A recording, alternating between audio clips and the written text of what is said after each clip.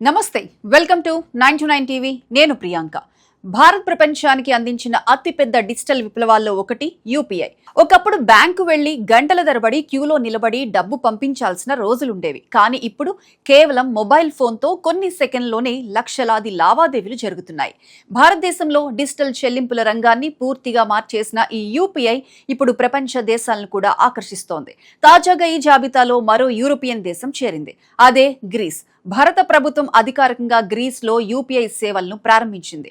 దీంతో భారత digital payment వ్యవస్థ మరో అంతర్జాతీయ మైలురాయిని దాటింది. ఇది కేవలం ఒక కొత్త దేశంలో పేమెంట్ సిస్టమ్ ప్రారంభమైంది అనే వార్త మాత్రమే కాదు, ప్రపంచ ఆర్థిక వ్యవస్థలో భారత సాంకేతికతపై పెరుగుతున్న నమ్మకానికి ఇది ఒక స్పష్టమైన నిదర్శనం. ఒకప్పుడు అమెరికా, యూరోప్ వంటి దేశాల టెక్నాలజీని ఉపయోగించే భారతదేశం ఇప్పుడు తన సొంత టెక్నాలజీని అదే దేశాలకు ఎగుమతి చేస్తుండడం చరిత్రలో ఒక పెద్ద మార్పు. ఈ విజయానికి వెనుక ఉన్న కథ కూడా అంతే ఆసక్తికరంగా ఉంటుంది. యూపీఐ అంటే యూనిఫైడ్ పేమెంట్స్ ఇంటర్ఫేస్. దీనిని national payments corporation of India అభివృద్ధి చేసింది. బ్యాంక్ అకౌంట్, మొబైల్ నెంబర్ లేదా యూపీఐ ఐడి ద్వారా కేవలం కొన్ని సెకండ్లోనే డబ్బు పంపించడానికి, స్వీకరించడానికి ఈ వ్యవస్థ ఉపయోగపడుతుంది. ఎలాంటి బ్యాంక్ వివరాలు గుర్తుంచుకోవాల్సిన అవసరం లేకుండా ఒక్క క్లిక్ తో చెల్లింపులు పూర్తవుతాయి. ఈ సౌకర్యమే భారతదేశాన్ని ప్రపంచంలోనే అతి పెద్ద real time digital payment market గా మార్చింది. ప్రస్తుతం ప్రతి నెల భారతదేశంలో బిలియన్ల సంఖ్యలో యూపీఐ లావాదేవీలు జరుగుతున్నాయి. వీటి విలువ లక్షల కోట్ల రూపాయలకు చేరుకుంటోంది.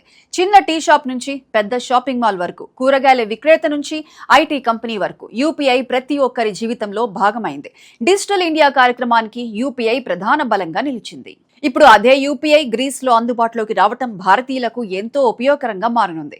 వాణిజ్య మరియు పరిశ్రమల మంత్రి పీయూష్ గోయల్ గ్రీస్ పర్యటనలో భాగంగా ఎథెన్స్ లోని యూరో బ్యాంక్ ప్రధాన కార్యాలయంలో యూపీఐ ప్రత్యక్ష ప్రదర్శనను వీక్షించారు. Euro bank, NPCI international payments limited భాగస్వామ్యంతో ఈ సేవలు ప్రారంభమయ్యాయి. దీంతో భారతీయ పర్యాటకులు, వ్యాపారవేత్తలు, విద్యార్థులు మరియు ఇతర ప్రయాణికులు తమకు ఇప్పటికే అలవాటైన యూపీఐ యాప్ల ద్వారానే అక్కడ కూడా సులభంగా చెల్లింపులు చేయగలుగుతారు. నగదు మార్చుకోవటం, అంతర్జాతీయ కార్డులపై అధిక ఛార్జీలు చెల్లించడం లేదా విదేశీ కరెన్సీ కోసం ఇబ్బంది పడటం వంటి సమస్యలు చాలా వరకు తగ్గునున్నాయి. గ్రీస్ యూరోప్ లో అత్యంత ప్రాచీన నాగరికత కలిగిన దేశాల్లో ఒకటి.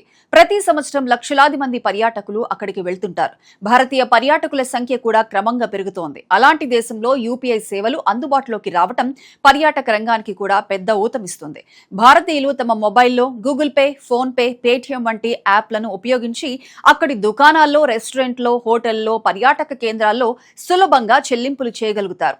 ఇది భారతీయుల ప్రయాణాన్ని మరింత సౌకర్యవంతంగా మారుస్తుంది.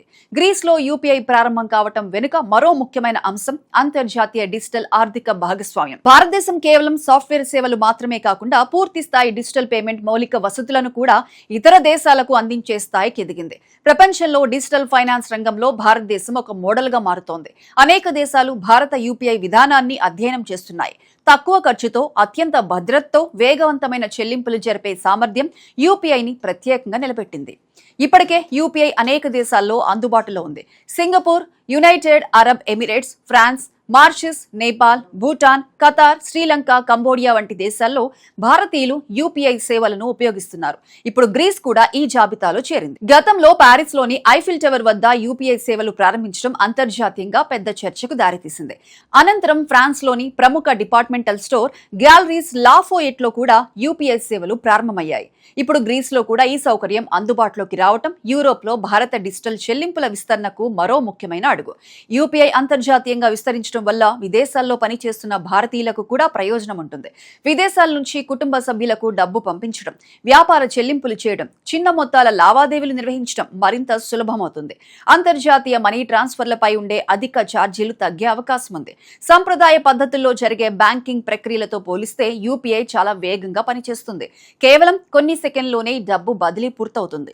ఈ విజయం వెనుక భారతదేశం నిర్మించిన డిజిటల్ పబ్లిక్ ఇన్ఫ్రాస్ట్రక్చర్ కూడా కీలక పాత్ర పోషించింది. Aadhaar, Jan Dhan, mobile connectivity, UPI వంటి వ్యవస్థలు కలిసి ఒక సమగ్ర డిజిటల్ ఆర్థిక వ్యవస్థను నిర్మించాయి. ప్రపంచ బ్యాంక్, అంతర్జాతీయ ద్రవ్య నిధి వంటి సంస్థలు కూడా భారత డిజిటల్ మోడల్ను ప్రశంసించాయి.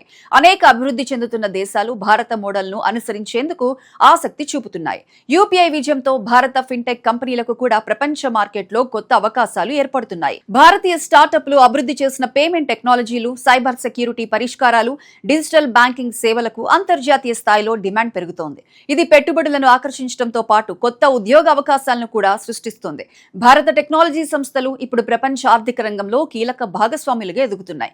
అయితే యూపీఐ ప్రపంచవ్యాప్తంగా విస్తరించాలంటే కొన్ని సవాళ్లు కూడా ఉన్నాయి. ప్రతి దేశానికి వేర్వేరు బ్యాంకింగ్ నియమాలు, డేటా భద్రతా చట్టాలు, పన్ను విధానాలు ఉంటాయి. వాటికి అనుగుణంగా సాంకేతిక మార్పులు చేయాల్సి ఉంటుంది. స్థానిక బ్యాంకులు, నియంత్రణ సంస్థలు, ప్రభుత్వాలతో సమన్వయం అవసరం. అయినప్పటికీ భారతదేశం ఈ సవాళ్లను అధిగమిస్తూ వరుసగా కొత్త దేశాల్లో యూపీఐ సేవలను ప్రారంభిస్తోంది. భవిష్యత్తులో America, Britain, Germany, Japan, Australia వంటి మరిన్ని దేశాల్లో కూడా యూపీఐ సేవలు విస్తరించే అవకాశాలు కనిపిస్తున్నాయి. ఇప్పటికే అనేక దేశాలతో చర్చలు కొనసాగుతున్నాయి. ప్రపంచవ్యాప్తంగా భారతీయులు ఎక్కడికి వెళ్లినా తమ మొబైల్ ద్వారా సులభంగా చెల్లింపులు చేసే రోజులు దూరంలో లేవు. ఇది కేవలం ఒక పేమెంట్ యాప్ విజయం మాత్రమే కాదు, భారతదేశం సాంకేతిక రంగంలో సాధించిన విశ్వాసం, నమ్మకం, సామర్థ్యానికి ప్రతీక. మొత్తానికి గ్రీస్ లో యూపీఐ ప్రారంభం కావటం భారత డిజిటల్ చరిత్రలో మరో ముఖ్యమైన మైలురాయి. ఇది భారతదేశాన్ని ప్రపంచ డిజిటల్ ఆర్థిక వ్యవస్థలో మరింత బలమైన స్థానంలో నిలబెడుతోంది. ఒకప్పుడు విదేశీ టెక్నాలజీని దిగుమతి చేసుకున్న దేశం ఇప్పుడు తన సొంత డిజిటల్ పరిష్కారాలను ప్రపంచానికి అందించే స్థాయికి చేరుకుంది. రాబోయే రోజుల్లో మరిన్ని దేశాలు యూపీఐ నెట్వర్క్ లో చేరితే ప్రపంచ డిజిటల్ చెల్లింపుల రంగంలో భారతదేశం నాయకత్వం మరింత బలపడే అవకాశం ఉంది. ఇదే డిజిటల్ ఇండియా యొక్క అసలు విజయ గాథ.